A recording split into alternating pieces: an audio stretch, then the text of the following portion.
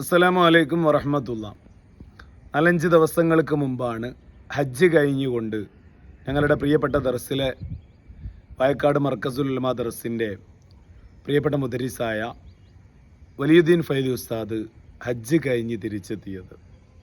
അതേപോലെ തന്നെ നമ്മളുടെ പ്രിയപ്പെട്ട ഒരുപാട് സ്നേഹിതരും അതേപോലെ കൂട്ടുകാരും പ്രായമുള്ളവരും രക്ഷിതാക്കളുമായ പലരും ഹജ്ജ് കഴിഞ്ഞ് തിരിച്ചു വരികയാണ്. അവർ നമ്മളുടെ നാട്ടിലേക്ക് എത്തി 40 ദിവസത്തോളം അവരുടെ പ്രാർത്ഥനയ്ക്ക് ഇജാബത്തുള്ളതാണ്.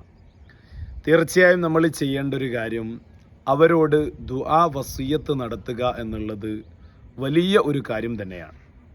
ഹജ്ജ് കഴിഞ്ഞ് മഖബൂലും മബ്റൂറായ നിലക്ക് ഹജ്ജ് ചെയ്ത ഒരു വ്യക്തിയെ സംബന്ധിച്ചിടത്തോളം അയാളുടെ ജീവിതത്തിൽ ഇനി ഒരു ഉമ്മ പ്രസവിച്ച കുട്ടിയെ പോലെ മാറുന്ന സ്ഥിതിയിലാണ് അയാളുടെ ജീവിതം ഉണ്ടാവുക. നമ്മളുടെ കൂട്ടത്തിൽ നിന്ന് പോയ ആളുകളുടെയൊക്കെയും ഹജ്ജ് അള്ളാഹു സ്വീകരിക്കട്ടെ. അതിനെ തുടർന്ന് അവർക്ക് ലഭിക്കുന്ന ഏറ്റവും വലിയ അനുഗ്രഹമാണ് 40 ദിവസം അവരുടെ പ്രാർത്ഥനയ്ക്ക് ഇജാബത്ത് ഉണ്ടാവും എന്നുള്ളത്. അപ്പോൾ അവരോട് നമ്മളുടെ കാര്യങ്ങൾ ഏറ്റുപറഞ്ഞുകൊണ്ട് ദുആ വസിയത്ത് ചെയ്യൽ വളരെ പ്രധാനപ്പെട്ടൊരു സുന്നത്താണ്.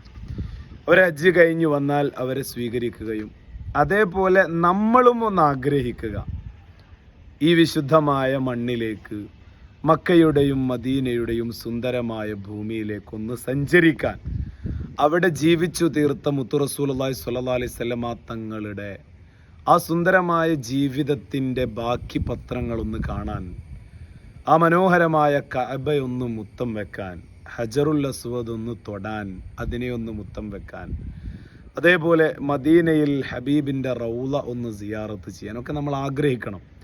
പലപ്പോഴും നമ്മളിൽ പലരും കാര്യമായി ആഗ്രഹിക്കാത്തത് കൊണ്ടാണ് നമ്മൾക്കത് നഷ്ടമാകുന്നത്. ആഗ്രഹിക്കുന്നതിനനുസരിച്ച് അതിനുള്ള വഴികൾ എളുപ്പമാക്കി തരുന്നവൻ റബ്ബാണ്. അള്ളാഹു തൗഫീഖ് നൽകട്ടെ. അസ്സലാമു അലൈക്കും.